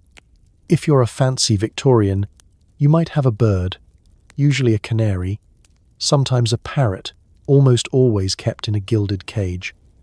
Birds are both decoration and entertainment. They sing, they chirp, they occasionally escape and flap around the parlour, much to everyone's horror and delight. If you're really posh, maybe you have a goldfish in a glass bowl, though the water is changed less often than your socks, and nobody is quite sure what to feed it. Sometimes you collect insects, beetles, butterflies, maybe even a spider in a matchbox. Victorian children are equal parts biologist and daredevil, chasing anything that moves and sometimes keeping it under their pillow, much to your mother's dismay. If it crawls, flies, or buzzes, it's fair game for a new pet. The real challenge is knowing which creatures are invited and which ones are, politely, not to be mentioned. You never want to discover bedbugs in your sheets, nor do you want to announce a new family of wasps living in the outhouse. Your parents' reaction will be swift, loud, and involve a lot of vinegar. So, you grow up surrounded by animals, some friendly, some just freeloaders. It's a constant balancing act of affection, defense, and grudging cohabitation. By the time you reach adulthood, you're immune to most bites, have a finely tuned radar for scratching sounds, and you never leave a biscuit unattended. Victorian childhood. Come for the pets, stay for the plagues. Dinner is a family affair. Boiled meat, overcooked peas, and a pie that's either dessert or a creative use of leftovers. Table manners are strict. Chew with your mouth closed. Don't speak unless spoken to. And if you drop your fork, hope the dog is fast enough to get it before your father notices. The Victorian dining table is not for the faint of heart. Meals are a ritual, a test of endurance, and, sometimes, a gamble with your taste buds. First, the table itself. A long, slightly sticky affair crowded with plates that have seen better days. Cutlery that bends if you look at it wrong, and a jug of water that smells faintly of old onions. There are chairs for the grown-ups, stools for the older kids, and a rotating cast of smaller children perched on crates or, if you're unlucky, someone's lap. The baby is either strapped to a mother's hip or confined to a high chair with a view of everyone's elbows. Dinner starts with a prayer, or depending on your family, a stern warning from your father about what will happen if anyone tries to sneak their peas under the table. Victorian food is many things, hearty, filling, and occasionally edible. The main attraction is almost always meat, boiled within an inch of its life. If it started out as beef, mutton, or pork, it's now become something closer to a greyish mystery substance. Vegetables are boiled too, until they're the colour and texture of your uncle's old slippers. On a good day, there's pie. This is not the sugar-dusted, fruit-laden kind you dream of. Victorian pie is the original mystery box. It could be sweet, it could be savoury, it could be last week's cabbage in disguise. You never really know until you take the first brave bite. Dessert pies are reserved for Sundays or holidays. The rest of the week, pie is just whatever didn't get eaten yesterday, now tucked under a pastry crust and prayed over. Dinner conversation is a minefield. Children are meant to be seen and not heard, a phrase that's less an expression and more a legally binding rule. Speak out of turn and you get the look from your father, followed by a lecture on gratitude, posture, or the dangers of modern youth. Elbows off the table. Sit up straight. Don't pick your nose, even if the peas have become a sort of green glue. There are rules for everything. Where your napkin goes, how to hold your knife, and what to say if you're lucky enough to be offered seconds. Hint. You say no thank you and mean yes please. I'm starving. Occasionally, a fight breaks out over the best piece of bread, a dropped fork, or who gets the last of the gravy. Your siblings are both competitors and allies, swapping glances and small pieces of food under the table like black market traders. The dog, ever vigilant, patrols beneath your feet, waiting for a dropped scrap or the chance to steal the roast when no one's looking. For the youngest children, feeding time is mostly about survival, keeping the food on the plate and avoiding the worst vegetables. Older kids, meanwhile, learn the art of subtle negotiation, offering to swap a chunk of boiled carrot for an extra bit of potato. If you're particularly bold, you might attempt to slip something to the family cat, who's already plotting an escape with the butter dish. Cleanup is just as intense. Plates are scraped, dishes stacked, and leftovers carefully saved for tomorrow's pie or soup. Nothing is wasted. Not food, not crumbs, not even the last bit of fat from the meat. If you're lucky, you get to help with washing up, which involves a basin of lukewarm water, a rough cloth, and enough soap to keep your hands red for days. By the end of the meal, you've survived another Victorian dinner, fed, if not exactly satisfied, and ready for the next family adventure. If you manage not to spill anything, speak out of turn, or lose a finger to the carving knife, consider it a triumph. Victorian feeding time. Come hungry. Leave humbled. Outings are rare and memorable. Maybe you visit the zoo, the seaside, or, if times are tough, the cemetery for a nice brisk walk among relatives. Everyone wears their best, red, least stained, clothes. And the main goal is to return home with the same number of children you left with. Let's begin at the front door, where preparation for a Victorian family outing is a military operation. First, there's the dressing. Every child is forcibly scrubbed behind the ears, faces are wiped, and hair is yanked into the neatest shape possible, using only a comb, spit, and sheer maternal willpower. Your best outfit is assembled: a shirt with a suspiciously shiny patch, a dress that's slightly too small, stockings held up with more hope than elastic, and a hat so wide it doubles as an umbrella if the weather turns. The family gathers in the front room. A parade of fidgety children and adults barking orders about not running, not shouting, and not touching anything that costs more than a shilling. Mother does a head count. Father stands by the door with his outing face, a look that says he'd rather be reading the newspaper but is determined to see this ordeal through. Once everyone is accounted for, you set off as a group, a moving storm cloud of anticipation and mild chaos. Destinations are determined by both the weather and the family budget. The zoo is a grand adventure, especially if you can afford the penny entry. Victorian zoos are crowded, noisy, and full of animals that look even less comfortable than the children peering at them. You point at the elephants, debate whether the ostrich is really real, and marvel at the monkeys, who provide endless inspiration for sibling antics. You're warned not to put your fingers through the bars, which of course means at least one sibling tries it and gets a stern talking to from both the zookeeper and your mother.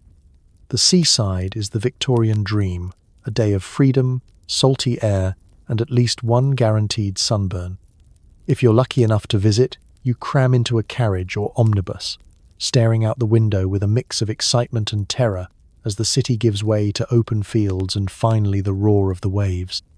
Bathing machines line the beach, and you might be marched into the chilly surf, clutching at a rope and trying not to lose your balance, or your bloomers, in the incoming tide. Sand gets everywhere, ice cream is a sticky luxury, and the wind whips your hat into the next county at least twice. For the more frugal, the local cemetery is a respectable outing. It sounds macabre now, but in Victorian times, cemeteries are like public parks, well kept, quiet, and full of elaborate headstones to puzzle over.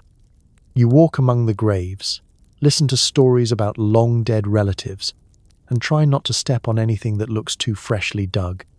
If you bring a sandwich, it's a picnic. If you bring a ball, it's a party, at least until a vicar shows up and tells you to stop playing near the angels. Throughout the outing, you are reminded to mind your manners, keep your hands clean, and for heaven's sake, don't lose your hat. The older children keep an eye on the younger ones, and the younger ones do their best to wriggle free and cause trouble. Family outings are equal parts chaos and coordination. Someone always gets mud on their socks. Someone else finds a lost penny, and at least one child has a minor accident involving a goose, a puddle, or an overzealous attempt to climb a fence. When it's time to go home, another head count is performed. Any missing hats, gloves, or siblings are hunted down, and the tired parade returns. A little dirtier, but with enough stories to last until the next outing, whenever that may be. So, yes, Victorian family fun is a messy, unpredictable affair, but you wouldn't trade it for anything. Except, maybe, a less itchy hat. If you're too ill to work, you're probably at death's door. Sick days mean lying in bed with a brick wrapped in flannel, for warmth.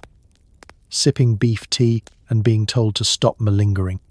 Get up and get dressed. You'll feel better is the closest thing to a medical prescription. Let's set the stage.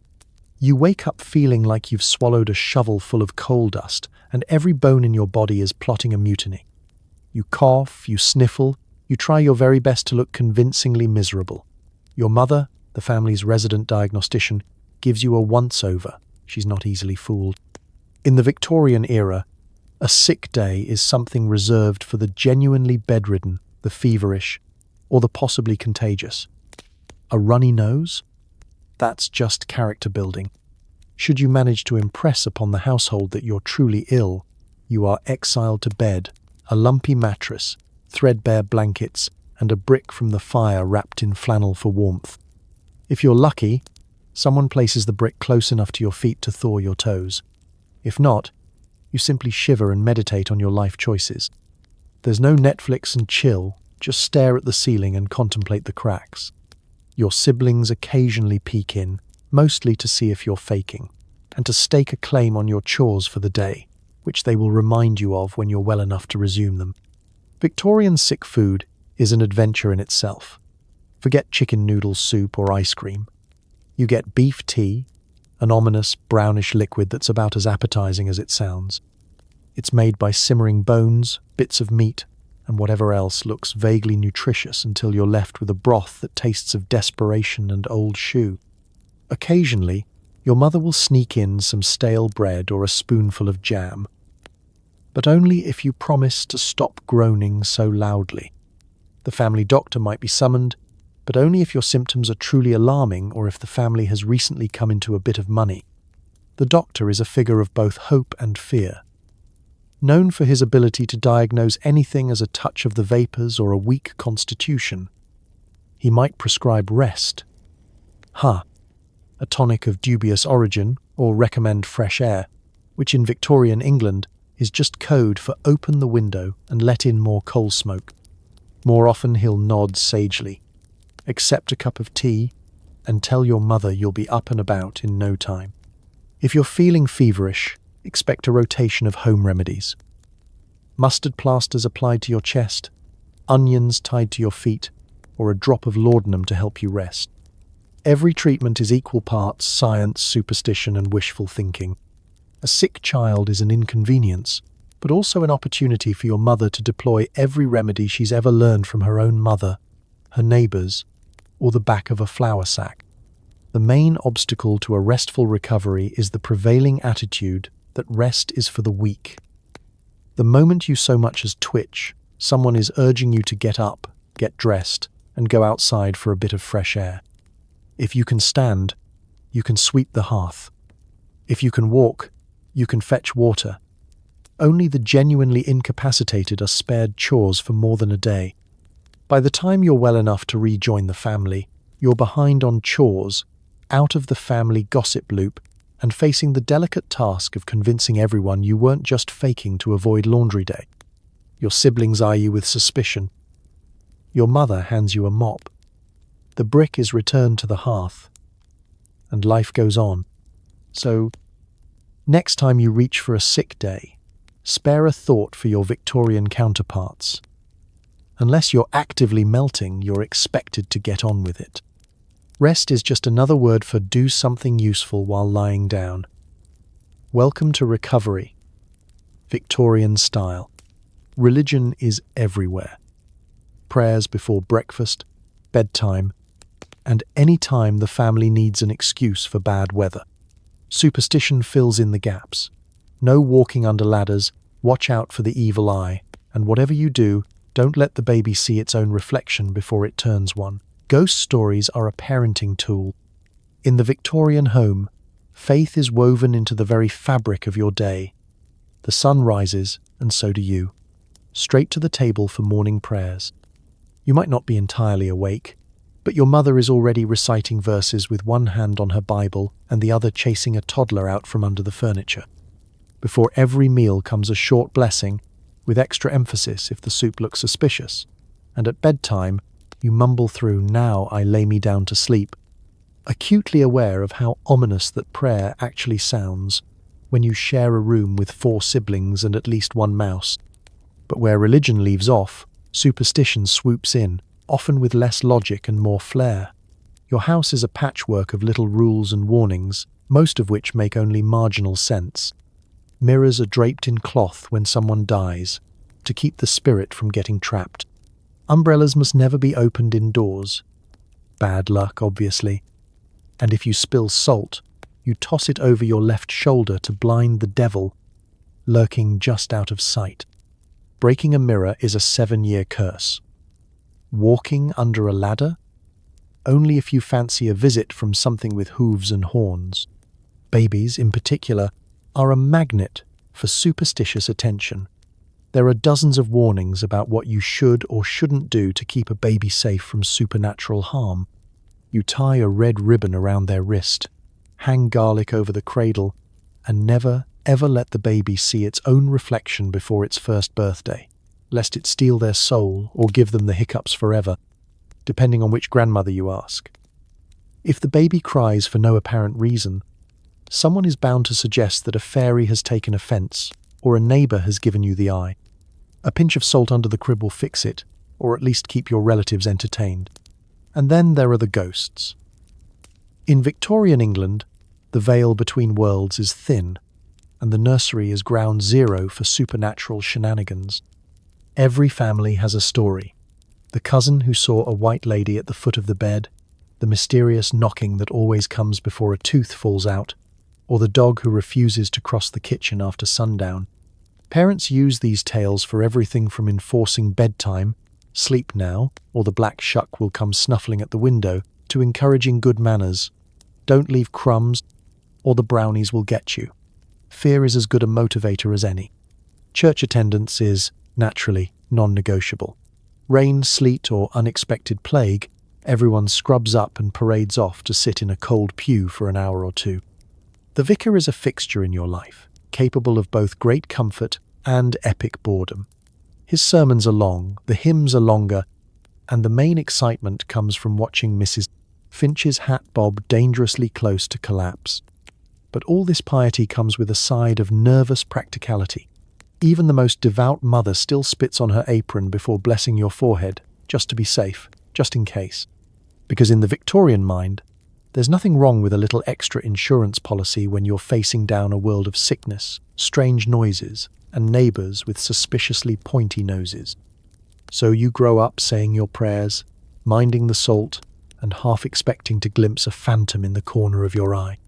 Religion and superstition are the bookends of Victorian childhood. And if you get through both without accidentally summoning something, you're doing just fine. Sleep tight and don't let the black shuck bite. Puberty hits and suddenly you're expected to act like an adult but still wear shorts and answer to child. Boys start working. Girls help with younger siblings or learn to sew, sweep and sigh dramatically.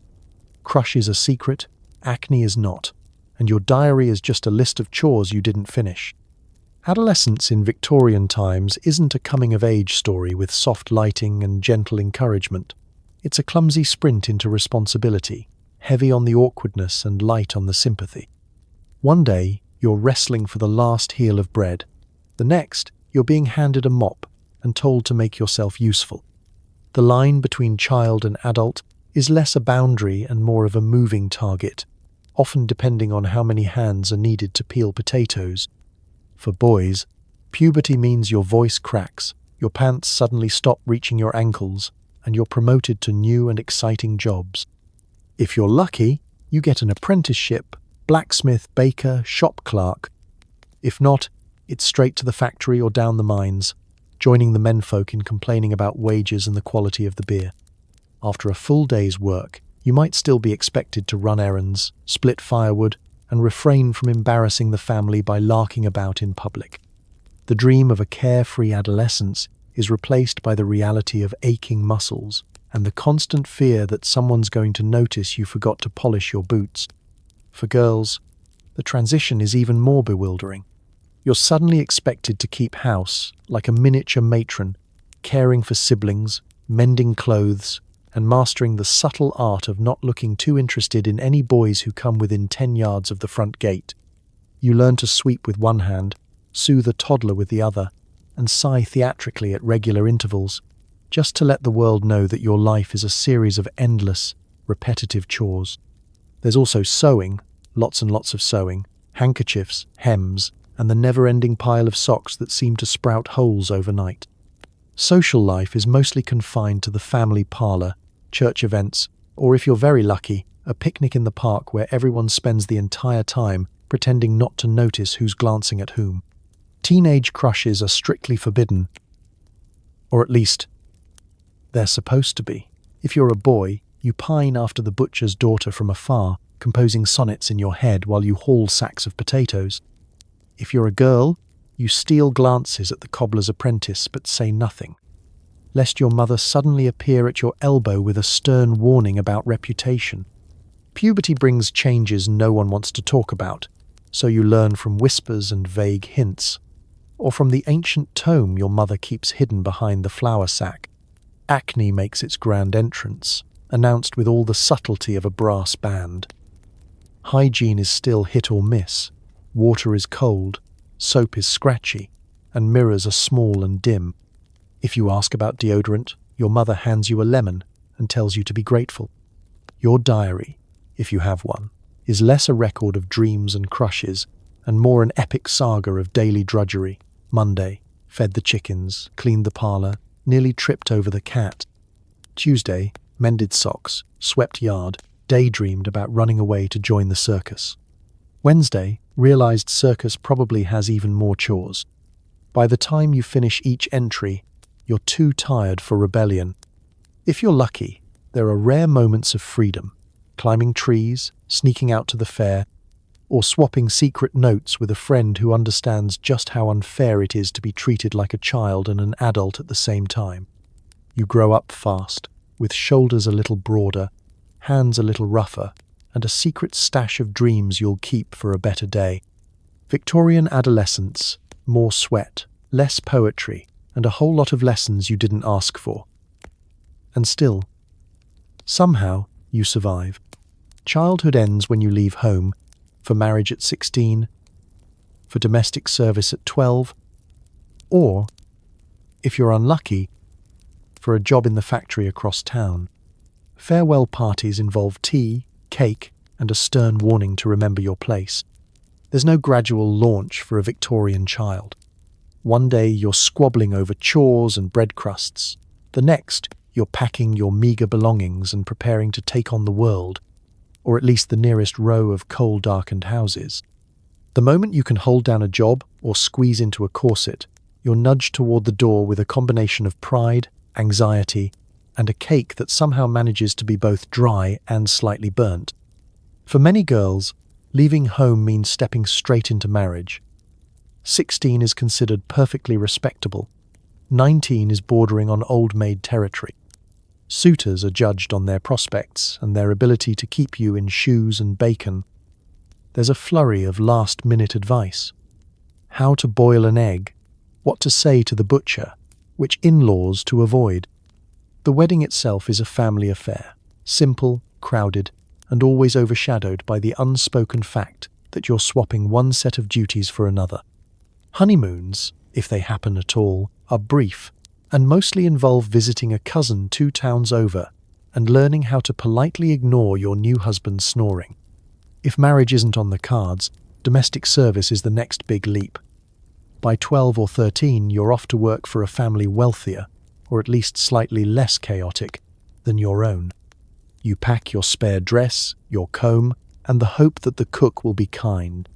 As a maid, You join a vast sisterhood of girls polishing silver, hauling coal, and mastering the art of not being seen or heard unless needed. Your family's parting words echo in your head. Work hard, keep your head down, and don't come home in disgrace. It's less empty nest and more sent out to join the flock of other working girls. For boys, the options are equally stark. You might join your father in the family trade, apprentice to a blacksmith, butcher, or cobbler, or you might find work in a nearby factory, where the machines are large, the hours are long, and the pay is just enough to help support the siblings still at home. Moving out isn't about finding yourself. It's about proving yourself, earning a wage, sending money home, and trying not to lose any fingers in the process. The actual move is not a grand affair. Farewell celebrations, if you're lucky, involve a few relatives squeezing into the parlour, a strong cup of tea, and a cake that doubles as a doorstop. Your mother fusses over your collar. Your father offers a handshake that's both proud and slightly awkward. And the younger children look at you with wide-eyed envy. There's no talk of following your dreams, just a well-worn speech about knowing your place and making the family proud. Homesickness is a given. You trade your noisy, cramped bed for a new one, just as noisy and just as cramped, but filled with strangers. Letters are rare, visits rarer still. You learn to get by with less comfort, less coddling, and often less warmth. But you also discover your own stubborn resourcefulness. You figure out how to make the best of bad pie, how to scrub a floor until it shines, and how to nod politely through instructions that make no sense. Leaving the nest in Victorian times isn't the start of adulting. It's adulthood, dropped on you like a bucket of cold water. Whether you marry, serve, or labour in the factory, you're expected to work hard, keep your head up, and above all, make sure your family never has to regret letting you out into the world. And if you manage all that, with your dignity mostly intact and your hat still on straight, you've done just fine. Looking back, you realise Victorian childhood was a bizarre, noisy, dangerous gauntlet.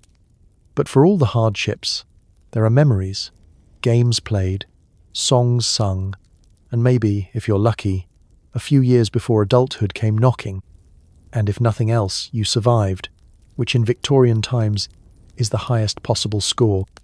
As you dust the coal from your cuffs and peer back through the smudged window of memory, you see a life crowded with moments both absurd and oddly sweet.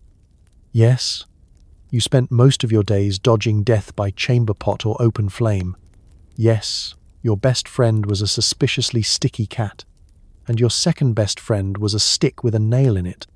But those were the days when you learned how to laugh with a mouthful of bread, run faster than your oldest sibling, sometimes, and become an expert at looking innocent at just the right moment. Your earliest memories are a patchwork of sights, smells, and sounds. The morning call of a street vendor hawking fish, the rustle of heavy skirts as your mother swept past, the clatter of tin toys across stone floors, and the wheeze of your father's pipe just before bedtime. There was a warmth to the chaos, a sense of family forged not just by blood but by the shared challenge of getting through the day without falling into the privy or catching scarlet fever. Some days, the greatest excitement was finding a halfpenny in the gutter and dreaming of what wonders it might buy. Answer, usually a questionable sweet or a broken marble, but the anticipation was the real treasure. On rainy afternoons, you huddled by the fire, listening to ghost stories so chilling they made the icy wind outside seem almost cozy. You might have shivered in a bed, crowded with siblings, blankets, and one persistently damp dog, but at least you never slept alone or bored. Even chores became their own sort of game. Who could fetch the water without losing a boot in the mud? Who dared sneak the first taste of soup before mother noticed? There was fierce, endless competition, but also secret alliances, traded snacks, and the occasional act of kindness when nobody was watching. You didn't just work side by side, you survived together, bonded by blisters and inside jokes that only made sense to those who lived with cabbage for breakfast. You remember the holidays, Christmas with oranges and a paper crown, May Day parades with ribbons and mud, the rare summer day spent at the river or the fair, where every noise and colour seemed brighter than in ordinary life. The year rolled on, and with it came rites of passage. Your first lost tooth, your first job, your first time being blamed for something you absolutely, positively did not do, and the first time you actually got away with it. Not every memory is rosy. You recall the long nights of illness, the sting of the cane, the endless cold. But even in those moments, there was resilience, a toughness that comes from knowing nothing lasts forever, not even the worst bit of boiled mutton. There was laughter too, often at the most inappropriate times, and a camaraderie that made every hardship just a little lighter. As you grow older, you realize your childhood wasn't a tragedy. It was a story of survival, grit, and the sheer absurdity of growing up in a world that didn't believe in safety rails or second chances. You learned to appreciate the small mercies, a dry pair of socks, a kind word from a teacher, a rare moment of peace when your siblings were all miraculously silent. So, as you look back, you understand, it wasn't all bad. You got through it with all your limbs, mostly, a sense of humour forged in the fire of adversity, and memories that, while sometimes itchy and slightly grimy, are entirely yours. In the great game of Victorian childhood, you made it through, and in a world that never promised anything, that's a win worth celebrating. It's a beautiful day in Victorian London. You know this because you can almost see the street lamp from your front step. On a good day, anyway. Raising kids here means teaching them to recognise the difference between morning fog and coal smoke, and explaining why everything, including their snot, is now a delicate shade of grey. The air is so thick with soot, you could spread it on toast. Fresh air? That's a rumour your grandmother told before the great smog of last Tuesday. Step outside, and immediately you're greeted by a sensation not unlike walking into a particularly determined cloud of barbecue smoke, except nobody is flipping sausages and everyone is a little grumpy. The air smells of burning coal, damp wool, and horse. Lots and lots of horse. In fact, the most reliable forecast is smoky, with a 90% chance of mysterious particulate matter. Sunlight arrives as a suggestion, filtered through a haze so dense it feels like nature's own dirty window. Victorian children don't just grow up in this environment, they marinate in it. The great outdoors is less nature walk and more urban obstacle course. Playing outside means returning home with a tidy layer of soot on every exposed surface. If you draw a smiley face on your own arm, it stays there until your weekly bath. The inside of your nostrils looks like the end of a chimney sweep's brush, and coughing up grey phlegm is so normal that mothers brag about the impressive patterns left in handkerchiefs. Indoor air quality isn't much better. Every room features its own coal fire, or, if you're fancy, a gas lamp that hisses with an odour suspiciously reminiscent of boiled cabbage. Windows are tightly closed in winter to keep out the cold, which means any air that manages to get inside is quickly recycled through a family-sized collection of coughs, sneezes, and soup steam. On laundry day, the smell of lye soap and damp socks mingles beautifully with coal dust, creating a scent that no candle company has ever attempted to recreate. Your mother insists on airing out the house, which means opening the window for 5 minutes and letting in an entirely new set of fumes. She swears it's healthy. You stand in the draught, shivering, as she lectures you about the dangers of bad air, all while the room fills with the gentle ambiance of a locomotive stuck in a tunnel. On especially thick days, you walk to school with a handkerchief tied around your nose, hoping to filter out the worst of the smoke. If you're unlucky, the scarf is last week's sock. And now you've added footnotes to the day's flavour profile. Victorian doctors have strong opinions about the air, but not necessarily any solutions. Some recommend a trip to the seaside to take in the bracing salt air, as if a quick dip in the North Sea will flush your lungs clean. For the less fortunate, medical advice consists of get on with it, plus a dose of cod liver oil for good measure. You're told that breathing deeply builds character. In reality, it just builds a new set of lungs, dark as the inside of a teapot. The city never truly clears. Even rain just pushes the grime from the sky to the street, turning every gutter into a slippery river of soot. By the end of the day, your collar is grey, your fingernails are grimy, and every cough echoes off the walls in perfect harmony with the neighbours. The dog leaves black paw prints on the clean floor, and the baby's first word is wheeze. But you get used to it. You learn to spot the landmarks by silhouette, to read the air the way some kids read books. If you visit the countryside and breathe in air that smells only of grass and manure, you almost faint from the purity of it.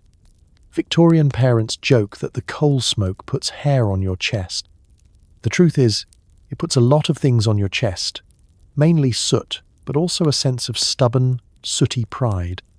So if you ever complain about air quality today, just remember, your ancestors raised kids who could spot a pea souper at 50 paces, cough in Morse code, and still play a mean game of hoop and stick in a world that looked like the inside of a chimney. Now, that's fresh air, Victorian style. Victorian toilet training is less gentle encouragement and more hurry up and aim for the bucket. There are no plastic potty seats, just chamber pots tucked under the bed and the ever-present threat of the outhouse. Accidents are frequent, privacy is non-existent, and there's always the risk of a sibling prank involving a frog.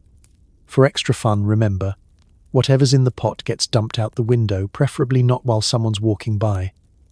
Potty time is always an adventure. Let's start with the basics. The modern world gives children soft seats, musical encouragement, and stickers for every tiny victory. In Victorian times, you get handed a tin chamber pot, a few words of advice, and an urgent look that says, "Just don't make a mess on the rug." If you're lucky, your mother remembers to empty it before sunrise. If not, well, the smell serves as a gentle reminder of your failure and the family's ventilation needs. The chamber pot is a central figure in your early childhood, a constant companion lurking under the bed or in a shadowy corner, waiting for its next urgent customer. Nighttime brings its own set of challenges. The concept of a midnight bathroom trip involves groping around in the dark, trying not to stub your toes or wake the dog, and aiming for a target that feels much smaller than it looks in daylight. Missing the pot means confessing in the morning and enduring a lecture, a sigh, or, worst of all, a damp, chilly bedsheet as your punishment. Sometimes you share a chamber pot with siblings. This is not as fun as it sounds. If you're feeling brave, or your mother needs some peace and quiet, you might be sent out to the outhouse. The outhouse is a drafty, creaking wooden box at the end of the garden, full of alarming noises and mysterious smells. There's no running water, only a seat over a dark, ominous pit. The floor is always cold, the spiders are always large, the wind whistles through the cracks, and in winter there's a real danger of freezing to the seat if you linger too long, going outside after dark. Don't even think about it. Everyone has at least one story about a cousin who saw a ghost, or something worse, on the way to the privy. Hygiene is, let's say, variable. Toilet paper is a luxury. Most families make do with whatever's handy. Pages from an old newspaper, a scrap of cloth, a handful of straw, or, if you're especially unlucky, a dried corn cob. Washing your hands afterward is optional and, more often than not, forgotten in the general rush to get back inside before the cat claims your warm spot by the fire. Of course, potty time isn't private time. Siblings are always nearby, ready to laugh, tease, or provide unhelpful commentary on your technique. Pranks abound, a frog in the pot, a bucket moved just out of reach, or an older brother who rattles the door and pretends to be a burglar just as you're getting comfortable. If you complain, you're told to hurry up. There's a queue. The idea of locking the door is reserved for kings and very rich people. Disposal of the evidence is another production. The family's oldest or least argumentative child is often given the job of emptying the pot out the window or into the alley. It's a task fraught with danger. There's always a risk of an untimely collision with an innocent passerby, resulting in shrieks, curses, and a sheepish apology through the window. In some neighborhoods, The evening chorus of sloshing chamber pots is as predictable as the church bells. So, Victorian toilet training is fast, loose, and above all, practical. If you grow up with strong aim, a steady nerve, and an appreciation for running water, you've already surpassed the family expectations. Potty time may be embarrassing, but it's never boring, and once you've survived the outhouse in winter, no bathroom can ever scare you again. Schools closed for the Queen's Jubilee? Wonderful. Time for weeding the garden, scrubbing the steps, or helping your mum haul laundry down to the freezing river. Holidays mean extra work for everyone under 5 feet tall, and church on Sunday lasts for hours. The good news? There's always the possibility of a meat pie at the fair. The bad news? You'll be picking hay out of your hair for the rest of the month. Victorian holidays are not the lazy, carefree affairs your future self might dream of. There's no lounging in pajamas until noon, no endless cartoons, and certainly no escaping chores just because a royal has a birthday. The minute school lets out, your mother already has a list of fun holiday activities, all of which involve water, mud, or objects that weigh more than you do. She hands you a pale and a pointed look, and off you go, ankle-deep in weeds, armed with nothing but youthful optimism and a rusty trowel. If you're hoping for a break, you soon learn that holiday is really just a code word for catch up on everything the family's been too busy to do during term time. You haul water, beat rugs, and sweep every corner the cat's been sleeping in. If you're particularly unlucky, you're drafted into laundry duty. Laundry in Victorian times is a full-body sport. You and your siblings lug the dirty linens down to the river. Cold, rocky, occasionally home to an angry goose. Scrub them against washboards until your knuckles glow, then wrangle the lot onto bushes or ropes to dry in the weak, apologetic sun. Sometimes, your family declares a proper outing. You pack a basket, usually bread, sometimes cheese, never enough of either, wrangle everyone into their least patched clothes, and march off to the village green, the local fair, or, if fortune smiles, the great annual market. Fairs are a riot of colour, noise, and unidentifiable smells. You press your nose to the sweet stall, debate spending your last halfpenny on a rock-hard toffee, and maybe, just maybe, win a ride on the rickety carousel. There's livestock to dodge, games to play, and, if you're lucky, a greasy meat pie to share with your least annoying sibling. But for every afternoon of revelry, there's a full day of holiday cleaning. Your mother calls it putting the house to rights. You call it working harder than you ever did at school. Windows are scrubbed until your arms ache, steps are swept again and again, and the privy is given a heroic once-over with a bucket of lime and a warning not to breathe too deeply. Even the dog gets a bath, an experience nobody enjoys, least of all the dog. Sundays, of course, are holy days. There's no escaping church. Everyone lines up in their best, or least muddy, clothes, shoes polished within an inch of their lives, and off you go for a marathon session of hymn singing and pew squirming. The service seems to last forever. You amuse yourself by counting the cracks in the ceiling or watching old Mrs. Evans try to stay awake during the vicar's 4th point about humility. Afterwards, you're finally allowed home for a roast dinner, provided you haven't fidgeted so much that you're sent to bed early for disrespect. And then, just when you think you've earned a bit of leisure, there's hay to be gathered, berries to be picked, or thatching to be mended. The countryside is always hungry for another pair of hands, and no holiday is truly complete without at least one unexpected sunburn or a handful of nettle stings. Still, you wouldn't trade it for anything. There's laughter among the laundry, mischief at the fair, and the shared relief of collapsing, exhausted, on the grass at the end of the day.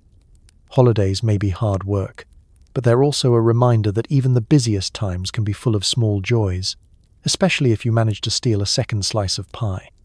Childhood in Victorian times means accepting that most of your milestones are public. Lose a tooth? Your siblings will helpfully announce it to the whole street. Catch lice? Get ready for a vinegar bath and a head shave on the stoop, with neighbours providing helpful commentary. Nosebleed at church? Congratulations, you're the main event.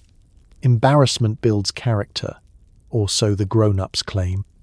Let's face it, Privacy is a luxury you can't afford, and shame is simply another shared experience, right alongside soup and chores. You learn early that nothing, absolutely nothing, is secret for long in a Victorian household. Your family is large, the walls are thin, and the neighbours are always ready with a quip or a raised eyebrow.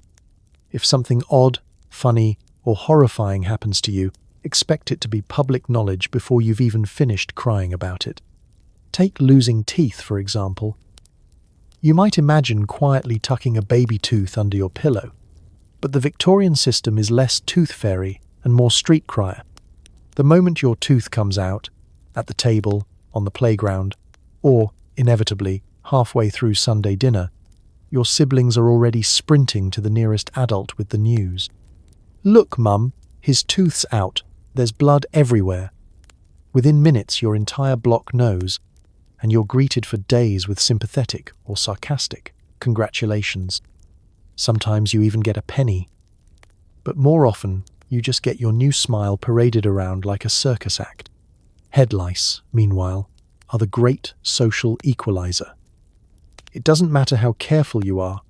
If there's more than one child in a house, lice are inevitable. Once discovered, the treatment is public, thorough, and creatively humiliating.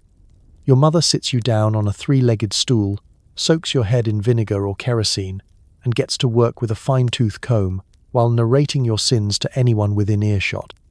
If things are particularly dire, out comes the scissors, and you get a head shave right there on the front stoop, the hair falling like sad confetti. Neighbours wander by, offering tips, condolences, or just enjoying the spectacle. "You'll feel the breeze now," they'll say, while your scalp tingles with a mix of shame and pickle-scented regret. Even church isn't safe from public mishaps. Maybe you sneeze so loudly during the sermon that the vicar loses his place. Maybe you faint from hunger and crash headlong into the nearest pillar, or your nose decides to spring a leak precisely as the congregation bows in silent prayer. Each event is met with a combination of parental sighing, neighbourly TSK, TS King, and a story that will be retold at every family gathering for the next decade. Wardrobe malfunctions are par for the course. Buttons pop at inopportune moments. Stockings sag. Dresses rip just as you're called to the front to recite a poem. Your best hope is to laugh along, cover up with a handy shawl, and hope the neighbour's goat does something outrageous to distract everyone before you burst into tears. And of course, your siblings never let you forget any of it. Every scraped knee, every botched haircut, every overcooked attempt at baking is memorialised in a running family commentary that will last longer than any scar. If you manage to keep a secret for more than an hour, you're practically a master spy. But as much as you wish for the floor to swallow you whole, you find a kind of resilience in all this public spectacle. After all, embarrassment loses its sting when everyone shares in it. You learn to shrug, laugh, and move on. You develop a thick skin, a quick wit, and an endless supply of cautionary tales for the next unlucky child. Victorian Childhood, the original reality show, live and unfiltered, building character one public disaster at a time. No cartoons, no video games, no endless loop of Baby Shark.